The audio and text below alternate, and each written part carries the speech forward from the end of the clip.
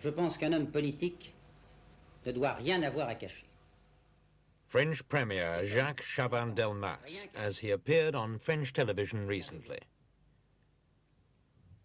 Over the last few years, French viewers have become accustomed to this sort of fireside chat, either from a minister or from the president himself. The interviewer is friendly, and the discussion usually centres upon some aspect of national policy. But this time the questions were pointed and on an embarrassingly personal level. The Prime Minister was, in fact, defending himself against the accusation that he'd avoided paying his income tax. The very fact that a French head of government had agreed to be subjected to this sort of public grilling is an indication of the importance of the row which has now broken out in France over the country's tax system.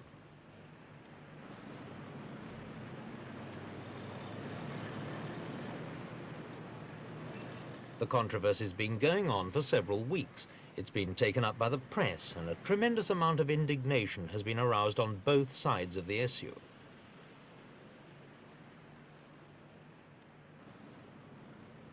The charges originated here, in the offices of a small but widely read satirical weekly known as Le Canard Enchaine. In English, the name means the chained duck. The Canard is no respecter of persons. President de Gaulle was a favourite target. In fact, the paper's been a gadfly on the French body politic ever since the First World War.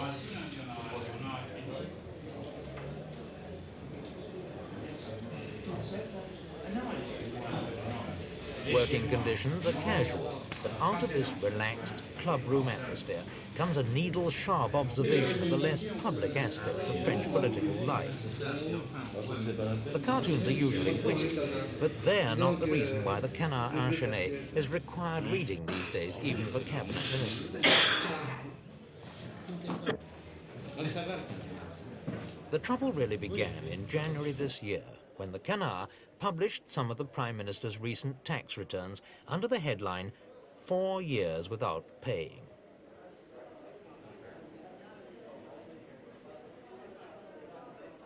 The revelations caused a sensation.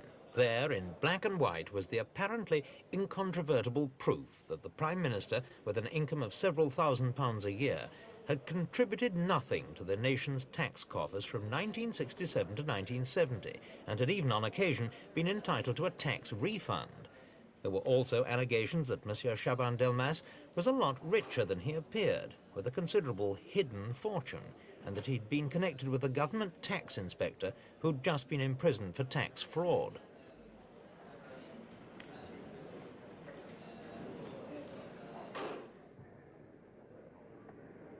The object of these attacks has been Premier of France since 1969, when President Pompidou, the newly installed successor to General de Gaulle, brought him to the Hôtel Matignon to head his first government.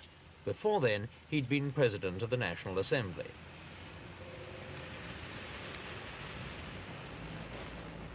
He was born as Jaques Delmas. The Chaban, which he's now added, was his nom de guerre during the Resistance, in which he served with great distinction. He entered Parliament shortly after the war as the deputy for Bordeaux, a town which he's served ever since, not only as deputy, but as mayor as well.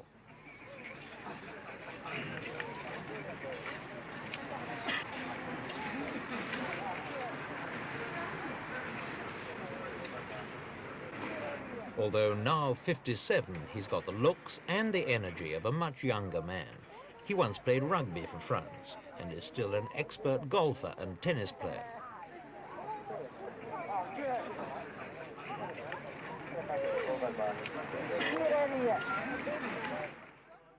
On television, Monsieur Chaban-Delmas denied all the accusations against him and insisted that he'd only followed existing regulations. Part of the explanation was that his salary as President of the National Assembly had been tax-free. Any other income had been subjected to the appropriate tax, which had been paid either by direct payment or by deduction at the source. La loi est certainement compliquée, trop compliquée. Il est possible qu'il faille trouver d'autres formules. This system of deduction at source was certainly complicated, too complicated in fact, and it was possible that it would have to be changed.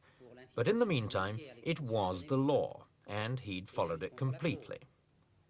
Mais la loi est ce qu'elle est, et elle m'a été appliquée entièrement. The Prime Minister's assurances satisfied some, but not all, of his listeners.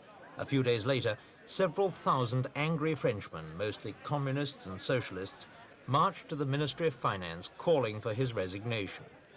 As if to add meaning to their gesture, they began their march in the Place de la Bastille, where another protest against taxes known as the French Revolution began nearly 200 years ago.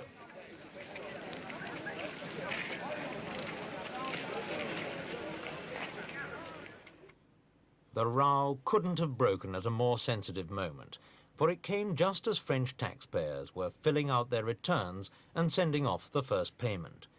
In France, each taxpayer assesses himself and then settles his tax bill in 3 payments over the year, although from now on increasing numbers of them will have the choice of having it deducted at source, that is, by the employer, on a monthly basis.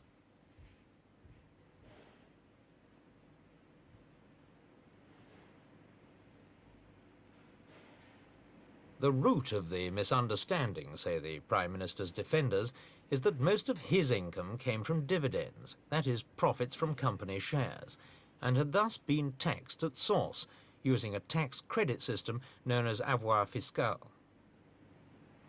À vrai dire, la majorité des Français ne savent pas grand-chose à propos de l'avoir fiscal, ce que ça signifie et ceux qui en découlent. The trouble is, most Frenchmen just do not understand how the system works. This man, a salary earner with no income from shares and thus no tax credits, knew at least that he disapproved strongly. Je pense que oui, parce que c'est quand même, à mon avis, ce n'est pas juste que certaines personnes. For this man, as for many Frenchmen, deduction at source was merely a phrase. What it all boiled down to was that those who were wealthy enough to own shares paid little or no tax. Font que, en fin de compte, ils ne paient pas d'impôts ou très peu. Vous n'avez rien à avoir. Non. Vous n'avez pas d'avoir. Non, rien. For people like this concierge, the whole French system is a closed book. She's one of more than 10 million French workers, half the labour force, who pay no taxes at all.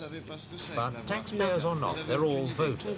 And with general elections due next year, the government is worried that even those who haven't understood the matter will count it against them.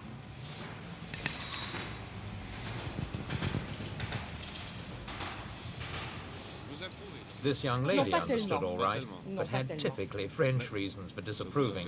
It wasn't logical. Je ne trouve pas ça tellement logique. In fact, Avoir Fiscal is a totally logical system, at least according to its creator, French Finance Minister Valéry Giscard d'Estaing. Giscard d'Estaing is the man who's guided the French economy for the last 14 years, and it was he who fathered the present system, which became law in 1965. Basically, Avoir Fiscal was an attempt to keep French industry competitive within the common market. Before 1965, profits paid out by French companies were taxed at 50%, but in Germany, the rate was only 25%. To stay competitive, the French halved their rate, but did it by continuing to take 50% from the companies and then crediting the shareholder with half of this amount.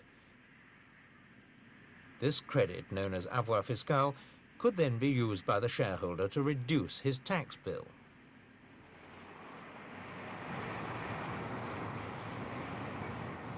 Jules Ducatel, a member of the French Stock Exchange, explains the background of the move. Monsieur, vous êtes fondé de pouvoir d'agent de change. Alors, il faut se souvenir qu'en 1965, la bourse de Paris baissait déjà depuis 3 ans. You must remember, Les valeurs étaient déjà très basses et en plus, leur rendement était lui aussi très bas puisqu'il ne dépassait pas 2 à 3%. There was a En face de cette crying need for situation, investment vous capital, aviez and something was des needed besoins to de persuade financement people to buy qui shares étaient and déjà thus considérables. reactivate the market. Et il faut bien le reconnaître, il y avait à l'époque un besoin d'encourager l'épargne, à s'investir en actions, et donc des incitations nécessaires pour que ces épargnants se décident à ranimer le marché financier. It must be realized Car that il faut bien before réaliser que la 1965, the situation position of de the l'actionnaire en shareholder was fundamentally 1965 unfair. était fondamentalement injuste. Si l'on prend le cas d'une société qui, par exemple, gagnait 200 francs, la société, à son niveau, payait déjà 100 francs sur ses bénéfices, donc il ne restait plus que 100 francs disponibles pour l'actionnaire, et ces mêmes 100 francs étaient encore soumis à l'impôt normal sur le revenu, ce qui fait qu'une personne qui payait 30% d'impôt sur son revenu, et c'est assez courant quand même, eh bien cette personne, à l'arrivée, ne bénéficiait plus sur les 200 francs du départ que de 70 francs. Alors, il est bien évident que si on voulait financer des investissements, il fallait que le placement en action présente un attrait supplémentaire. Unfortunately, the Avoir Fiscal system didn't do all it had been expected to do. Since 1965, French share prices have dropped 30% in real terms, and the numbers of shares issued has failed to keep pace with the increase in national production. Opponents of the system claim it's cost the state billions of francs in lost revenue, and far from being a tax deducted at source, is simply a handout to shareholders. And in France, they say, that means a handout to the rich, for nearly half the nation's shares are held by a mere 3% of the shareholders.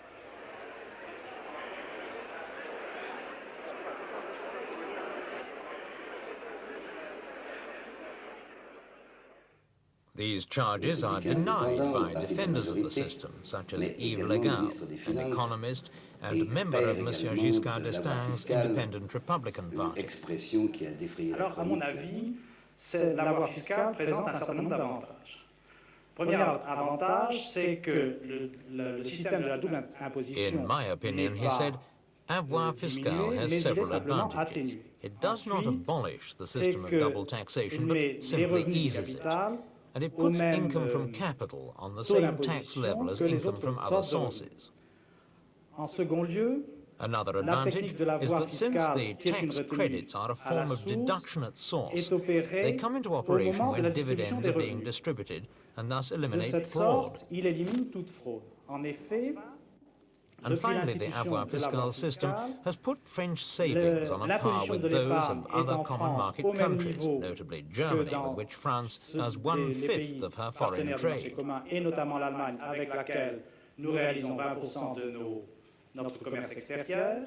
Et il faut savoir que dans la compétition internationale, l'épargne française n'est donc plus International competition being what it is, France cannot afford to penalize its savers or its companies more than those of its partners. So it's difficult to see what all the fuss is about. Several countries, notably Belgium, have operated the system for years without any problems, and other common market countries are going to take it up. Great Britain, too, might adopt it.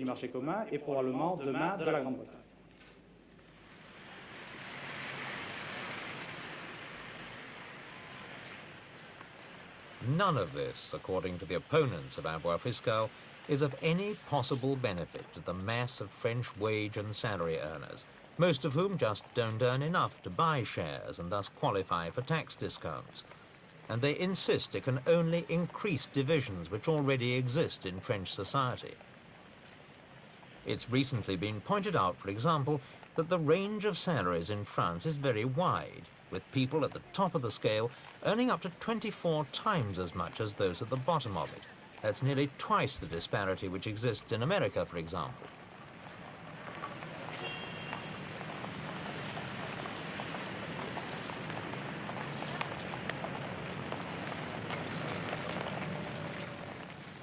The implications of these sort of figures have not been lost on the French opposition parties. Patrick Gancel is a member of the Unified Socialist Party. Or, il se trouve qu'en France, on parle beaucoup de politique des revenus. In France, he told us, there's a lot of talk at the moment about incomes policy. It's one of the main points being put forward by Monsieur Chaban-Delmas. In fact, it's the chief feature of the consensus policy with which the Prime Minister hopes to build his new society. The Avoir Fiscal affair has simply shown that the system's so complicated that people are utterly confused by it. It's also complicated enough to conceal anything.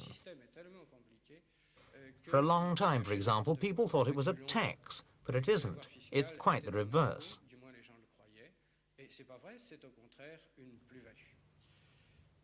Out of all this, experts have now shown that this incredibly complex system, which they call an incomes policy, has the quite extraordinary effect of not redistributing income. Because after tax revenue had passed through the state coffers and been given out again through the complicated state system, the range of different living standards remained exactly the same. Puisque après passage à l'imposition, passage dans les caisses de l'État, redistribution par le système compliqué de l'État, l'éventail des niveaux de vie est toujours le même. Donc, il n'y a pas à proprement parler scandale. The scandal is not, in fact, about avoir fiscal. It's not even about the taxes of one man. The real scandal is about a whole economic and social system. Véritablement, scandale sur tout un système économique et sur tout un système social. On the wider front, the opposition have attacked the system of indirect taxation. France's level of purchase tax, for example, is one of the highest of all developed industrial nations and provides more than 60% of the state's tax revenues, compared with less than 20% from income tax. This means that instead of the tax burden being graduated so that it bears more heavily on the rich than on the poor, it falls equally heavily on both.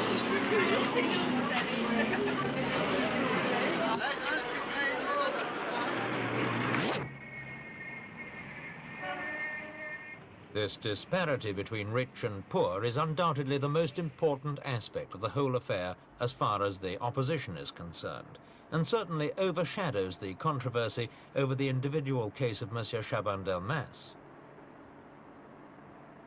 Why, they say, should the government make it easier for the wealthy to live solely on capital, when there are at least 5 million Frenchmen who earn less than 1,000 francs a month, which these days is barely enough to live on?